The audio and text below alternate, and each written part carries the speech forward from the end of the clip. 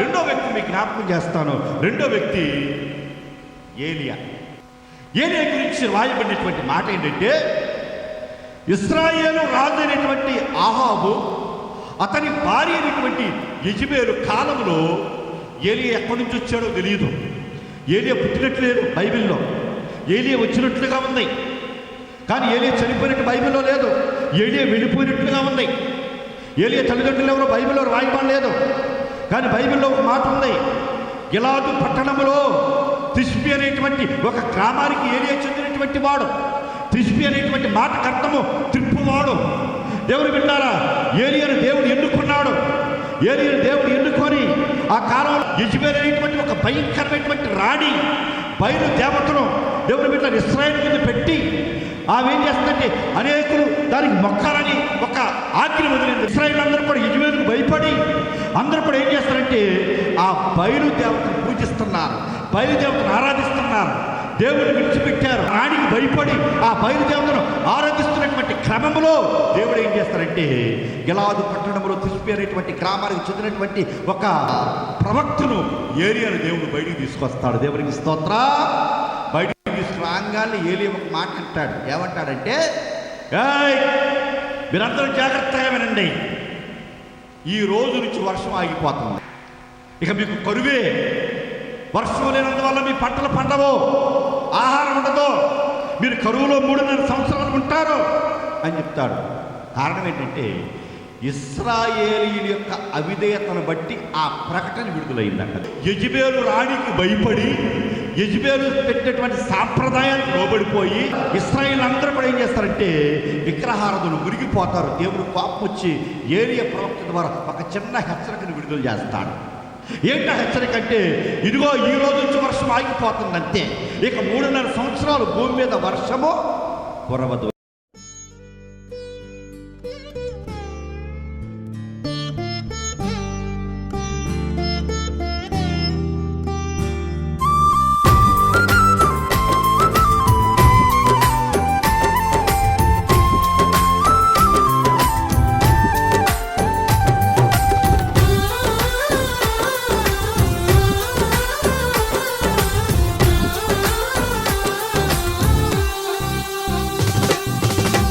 ఎవరికి కావాలి సత్యవాక్యం, ఎవరు వింటారు మా వర్తమానం? ఎవరికి కావాలి సత్యవాక్యం, ఎవరు వింటారు మా వర్తమానం? ఓ యేసయ్యా నా మొర వినుమయ్యా, ఓ యేసయ్యా నా మొర వినుమయ్యా. ఎవరికి కావాలి సత్యవాక్యం, ఎవరు వింటారు మా వర్తమానం?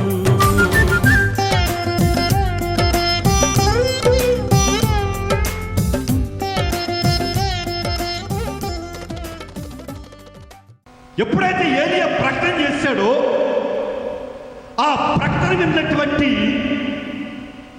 ఆహాబు రాజుకి యెజెబెలుకి ఒక చిన్న భయం వచ్చింది. అంతే, దేవుడు మబ్బులన్నింటినీ కూడా తొలగించేశాడు. నిర్మలమైనటువంటి ఆకాశం, ఇక మబ్బులు లేవు వర్షం పట్టడానికి. 3.5 సంవత్సరాలు భయంకరమైనటువంటి కరువు, ఎక్కడ కూడా ఆహారం లేదు. కేవలం కరువు రావటానికి కారణము ఇశ్రాయేలు యొక్క అవిధేయత మాత్రమే.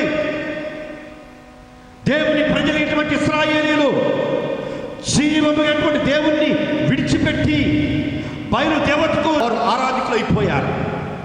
బయలు దేవతను పూజిస్తున్నారు, బయలు దేవతను కనపరుస్తూ ఉన్నారు.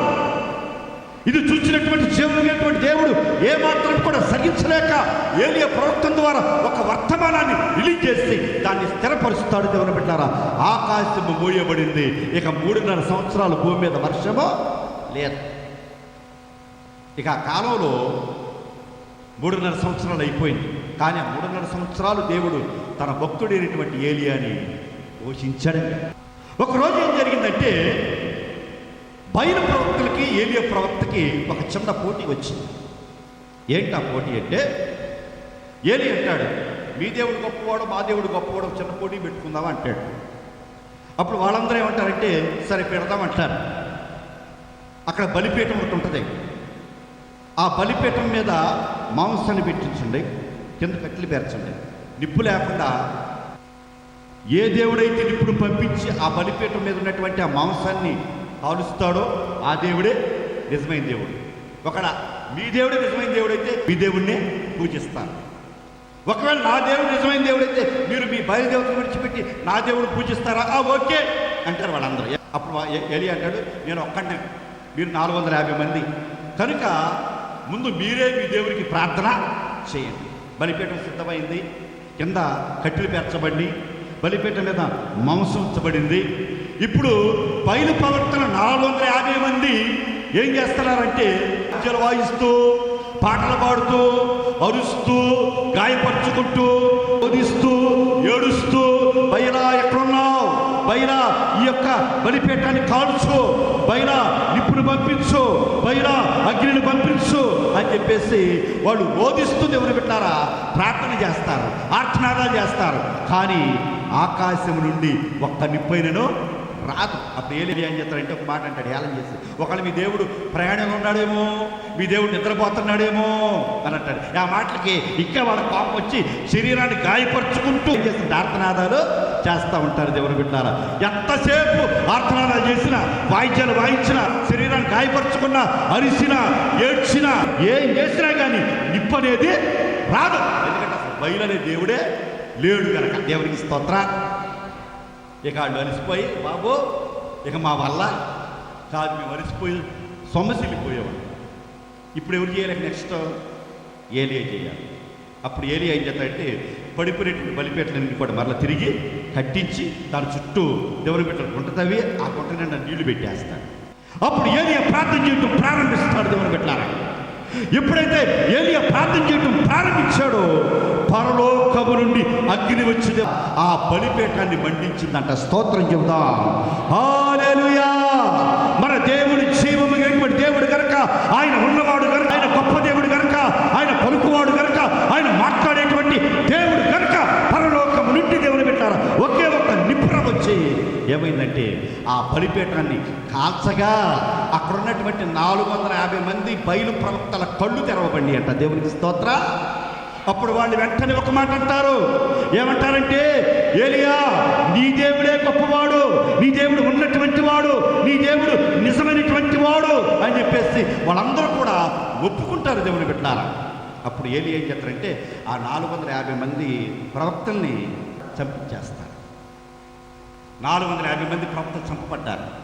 యెజబెలు ఒక సేవకుడితో ఒక వర్తమానం పంపిస్తుంది, ఓ ఏలియా, నేను 450 మంది బయలు ప్రవక్తలను ఎన్నుకొని వారికి నేను భోజనం పెట్టి వారి నా యొక్క నగరంలో, నా యొక్క రాజనగరంలో నేను వారిని ఉంచుతూ వారిని నేను పోషిస్తున్నప్పుడు నీవు ఆ 450 మంది బయలు ప్రవక్తలు చంపిస్తావా? కనుక చూసుకో, రేపు ఈ టయానికి వారిలో ఒకరి వారు నువ్వు చేయబడతావు అంతే. ఆ లెటర్ చదివాడు. లెటర్ చదవంగానే నాకు ఏలియాలో భయం వచ్చింది. ఏ భయం అంటే మరణ భయము. ఏలియాకి వచ్చేస్తున్నాము భయము, మరణ భయం వచ్చేస్తున్నాము.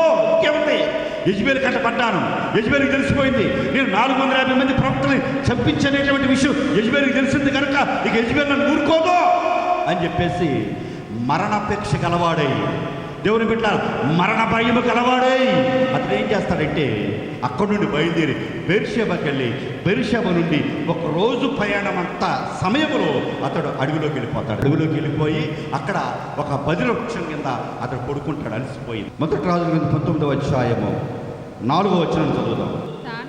తాను ఒక దిన ప్రయాణము అరణ్యంలోనికి పోయి ఒక బదిర వృక్షం కింద కూర్చుండి మరణాపేక్ష గలవారై, యెహోవా నా పితరుల కంటే నేను ఎక్కువవాడును కాను, ఇంత మట్టుకు చాలును, నా ప్రాణము తీసుకొనుమని ప్రార్థన చేశాను. దేవునికి స్తోత్ర. దేవుని బిడ్డలు మీరు ఆలోచించేయండి. ఒక రోజంతా ప్రయాణంలో అతడు అడవిలోకి వెళ్ళిపోయాడు. బెర్షెబా నుండి బయలుదేరాడు. అడవిలో ఒక చెట్టు కింద అలసిపోయి నిద్రపోతున్నాడు. అతడు చేస్తున్నటువంటి ప్రార్థన, నేను నా పిల్లల కంటే ఎక్కువ వాడను కాను, ఇంతవరకు చాలయ్యా, ఇక నా ప్రాణాన్ని తీసుకో, ఎందుకంటే నేను యెజబెలు చేతిలో చచ్చిపోవటం కంటే కూడా నీవు నా ప్రాణం తీసుకోవటం వేరు. దేవునికి స్తోత్ర. అంటే అతనిలో ఒక భయం వచ్చింది, అదే మరణ భయము. దేవుడు ఏలియాకు పెట్టినటువంటి ముళ్ళు పేరు ఏంటంటే మరణ భయము. అతడు మరణం భయంతో బెర్షెబాకి వెళ్ళాడు. బెర్షెబా నుండి అడవిలోకి వచ్చాడు. అడవిలో ప్రార్థన చేస్తున్నాడు. ప్రార్థన చేసి పడుకోగానే ఒక దేవదూత ఆహారం సిద్ధపరుస్తుంది. ఆహారం తింటాడు, మంచినీళ్ళు తాగుతాడు, మరలా పడుకుంటాడు. మరలా రెండోసారి దేవదూత ఆహారం సిద్ధపరుస్తుంది. ఆహారం తిని మంచినీళ్ళు తాగి కొన్ని రోజుల ప్రయాణంతో దేవుని పెట్టారు. అతడు ఏం చేస్తాడంటే హోరేబు పర్వతం దగ్గరికి వెళ్తాడు. అక్కడ ఒక గుహలో దాక్కుంటాడు. అప్పుడు దేవుడు ప్రత్యక్షంగా మాట్లాడాడు, ఏం చేస్తున్నావు ఏలియా అంటే, అప్పుడు ఏలియా ఈ మాట చెప్తాడు. ఏమని చెప్తాడంటే, చాలామంది ప్రవక్తలు యెజబెలు చంపేసింది, నన్ను కూడా చంపే ప్రయత్నం చేసింది, నేను తప్పించుకుని వచ్చేసాను. నన్ను కూడా ప్రాణం తీయాలని చూసింది, నన్ను కూడా చంపాలని చూసింది, నేను తప్పించుకుని వచ్చేసాను అని అంటాడు. ఎవరు పెట్టారా? ఈ రాత్రి మీరు ఆలోచన చేయండి. అతడు మరణ భయం అనేటువంటి ముళ్ళు కట్టబడినటువంటి వాడు. దేవుడు పెట్టాడు. ఏలియా విధేయుడు. ఏలియా దేవుడి దృష్టిలో విధేయత కలిగినటువంటి వాడు. దేవుడు ఏది చెప్తే ఏలియా చేశాడు. ఏలియాకి దేవుడు ఫారేపతని గ్రామంలో ఒక విధులను ఇంటికెళ్ళమంటాడు. అక్కడికి వెళ్ళాడు ఏలియా. దేవుడు పెట్టారు పెద్దోడు వాగు దగ్గర ఏలియాకి దేవుడు చెప్తాడు, కొన్ని దినాలు అక్కడ ఉండమంటాడు. అక్కడ ఉన్నాడు ఏలియా. అంతేకాకుండా ప్రకటన చేయమంటాడు, ప్రకటన చేస్తాడు ఏలియా. దేవుడు పెట్టారా? ఇవన్నీ కూడా జరగటానికి కారణం ఏంటంటే ఏలియా విధేయత కలిగినటువంటి వాడు గనక, విధేయత కలిగినటువంటి ఏలియాకి దేవుడు పెట్టేటువంటి ముళ్ళు ఏంటంటే మరణ భయం అనేటువంటి ముళ్ళును పెట్టాడు. మూడో వ్యక్తి సౌలు అనబడేటువంటి పౌలు విధేయత కలిగినటువంటి వాడు. సౌలుగా ఉన్నప్పుడు క్రూరత్వం కలిగినటువంటి వాడు, హింసకుడు, హానికరుడు, క్రైస్తవులను చంపేటువంటి ఒక ఆశ కలిగినటువంటి వాడు, ఎంతోమంది క్రైస్తవులు చంపినటువంటి వాడు, యేసు ప్రభువుని కట్టినటువంటి వాడు, ధర్మశాస్త్రాన్ని ప్రేమించేవాడు. గమాలియేలు పాదాల దగ్గర అతడు ధర్మశాస్త్రాన్ని క్షుణ్ణంగా నేర్చుకున్నటువంటి వాడు, మోషే యొక్క ఆజ్ఞలను పాటిస్తున్నటువంటి వాడు. అతడు ఎవరైతే యేసుక్రీస్తు సొంత రక్షకుని అంగీకరించారో వారిని చంపడానికి ఏమాత్రం కూడా వెనుకంజ వేసినటువంటి వాడు కాదు సౌలు. అటువంటి సౌలు దమస్కులో కొంతమంది క్రైస్తవులు దాగి ఉన్నారని వాళ్ళని చంపడానికి తన సైన్యంతో బయలుదేరి వెళుచుండగా మార్గ మధ్యంలో సూర్యచంద్రుల కంటే ప్రకాశమానమైనటువంటి వెలుగుతో దేవుడు పెట్టారా? దేవుడు సౌలు దర్శించగా ఆ వెలుగును చూసినటువంటి సౌలు యొక్క శారీరక నేత్రాలు మూయబడి ఆత్మనేత్రాలు తెరవబడి ఆత్మనేత్రాలతో జీవమైనటువంటి యేసయ్యను చూస్తూ దేవుడు పెట్టారా, ఆయనతో మాట్లాడుతూ దేవుడు పెట్టారా ఒకటే మాట అంటాడు. ఏమంటాడంటే, అయ్యా ఇప్పుడు వరకు నేను చంపింది నీ బిడ్డల్లా, ఇప్పుడు వరకు నేను హింసించింది నీ బిడ్డల్లా అని చెప్పేసి అతడు పశ్చాత్తాపడగా అతనికి ఉన్నటువంటి విశ్వాసాన్ని బట్టి వెంటనే దేవుడు ఏం చేస్తాడంటే అతని పేరు పౌలుగా మార్చి అతని కళ్ళు తెరిపించడానికి దేవుని పెట్టారా అననీయ అనేటువంటి భక్తుడిని ఎన్నుకుంటాడు. అననీయ భక్తుని దగ్గరికి ఈ పౌలు పంపించబడతాడు. కళ్ళు తెరవబడతాయి. అక్కడ మొదలైంది పౌలు యొక్క చరిత్ర. పౌలు విధేయత కలిగినటువంటి వాడు, దేవుడు ఎక్కడ చెప్తే అక్కడికి వెళ్ళినటువంటి వాడు, దేవుని కొరకు తన శరీరాన్ని సమర్పించుకున్నటువంటి వాడు, దేవుని కొరకు తన ఆత్మను సమర్పించుకున్నటువంటి వాడు, దేవుని కొరకు తన యొక్క మనసును సమర్పించుకున్నటువంటి వాడు. అటువంటి పౌలులో దేవుడు పెట్టారా దేవుడు ఒక ముళ్ళు పెట్టాడు. ఏంటా ముళ్ళు? బైబిల్లో చూడండి. అపోస్తలుడైన పౌలు కొరింథీయులకు రాసిన 2వ పత్రిక 12వ అధ్యాయము 7వ వచనం చదువుకుందాం. నాకు కలిగిన ప్రత్యక్షతలు బహు విశేషముగా ఉన్నందున నేను అత్యధికముగా హెచ్చిపోకుండా నిమిత్తము నా శరీరములో ఒక ముళ్ళు నన్ను నలగగొట్టుటకు సాతాను యొక్క దూతగా ఉంచబడి. దేవునికి స్తోత్రం. పౌలు శరీరములో ఒక ముళ్ళు అట. ఏంట ముళ్ళు అంటే బలహీనత అనే ముళ్ళు. దేవునికి స్తోత్రం.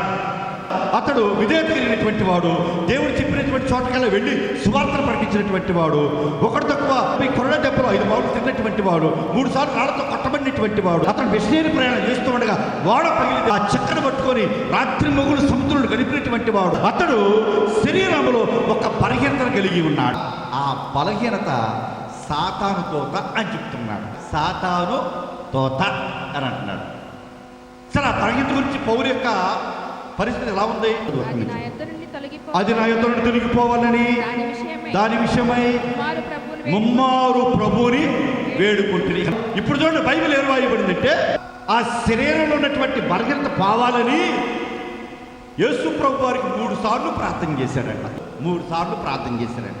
ఏమని ప్రార్థన చేశాడంటే, ప్రభువా నీ పని నిమిత్తం ఈ బలహీనత అడ్డుగా ఉంది కనుక నీ పని నేను పరిపూర్ణంగా చేయాలంటే, నీ పనిలో నేను ఆనందించాలంటే దయచేసి నా శరీరంలో ఉన్నటువంటి ఈ బలహీనత తీసివేయి అని 3 సార్లు ప్రార్థన చేశాడంట. మరి దేవుడు తీసేశాడో లేదు తర్వాత వచ్చిన చూద్దాం. అందుకు నా కృప నీకు చాలును, బలహీనత ఎందు నా శక్తి పరిపూర్ణమగుచున్నదని ఆయన నాతో చెప్పాను. దేవునికి స్తోత్రం కలుగును గాక. ఇప్పుడు యేసు ప్రభు ఏమంటాడు తెలుసా? నా కృప నీకు చాలు. దేవుని కృప. బైబిల్ గ్రంథం మొత్తం 7 కాలాల మీద ఆధారపడింది. 7 కాలాల్లో ఇప్పుడు మనం నివసిస్తున్నటువంటి ఈ కాలం కృపాకాలం అంటారు. ఈ కృపాకాలం అనేది క్రీస్తు శకము నుండి ప్రారంభమైంది. అనగా యేసు ప్రభు పుట్టుకతో ప్రారంభమైంది కృపాకాలం. ఇది ఎప్పుడు అర్థమైందంటే, ఎప్పుడైతే సంఘం ఎత్తబడద్దో ఆ సంఘంతో ఈ కృపాకాలం అర్థమైపోతుంది. ఇప్పుడు మన కృపాకాలంలో అన్నాం. పౌలు గారు కూడా కృపాకాలంలో ఈ మాట అడిగాడు. అప్పుడు యేసు ప్రభు అంటాడు, నా కృప నీకు. దేవునికి స్తోత్ర, హల్లెలూయా. పౌలు విధేయుడు, అది ముళ్ళు పెట్టబడింది. ఏంటా ముళ్ళంటే శరీరంలో ఒక బలహీనత దేవుని పనికి అడ్డుగా ఉంది. దేవుని పని చేయడానికి శరీరం ఉన్నటువంటి ఈ బలహీనత సాతాను దోతగా ఉంచబడింది. కానీ పౌలు 3 సార్లు ప్రార్థన చేశాడు. బలహీనతలోనే నా శక్తి పరిపూర్ణమవుతుంది. ఆ బలహీనతలోనే నీవు నన్ను బట్టి ఆనందించు. ఆ బలహీనతలోనే నా పని పరిపూర్ణంగా చేయి. ఆ బలహీనతలోనే నా పని సంతోషంగా చేయి. ఆ బలహీనతలోనే నా పని సంపూర్ణంగా చేయి అని అంటాడు. అని ఆ గొప్ప నీకు సరిపోద్ది, వెళ్ళు అంటాడు. దేవునికి స్తోత్ర. పౌలు గారిలో ఈ యొక్క ముళ్ళు పెట్టబడింది. ఏంటా ముళ్ళు అంటే, పౌలు గారి కంటే కళ్ళు సరిగ్గా కనపడవంట. పౌలు గారి కళ్ళు సరిగ్గా కనపడదు. ఎందుకని పౌలు కళ్ళలో బలహీనత ఉంది చెప్పనా? యేసు ప్రభు వెలుగును అతను చూసినందువల్ల అతని యొక్క శరీరక నేత్రాలు 3 రోజులు ముయ్యబడినందువల్ల కంటిలో ఉన్నటువంటి పొరలన్నీ కూడా రాలిపోయినాయి.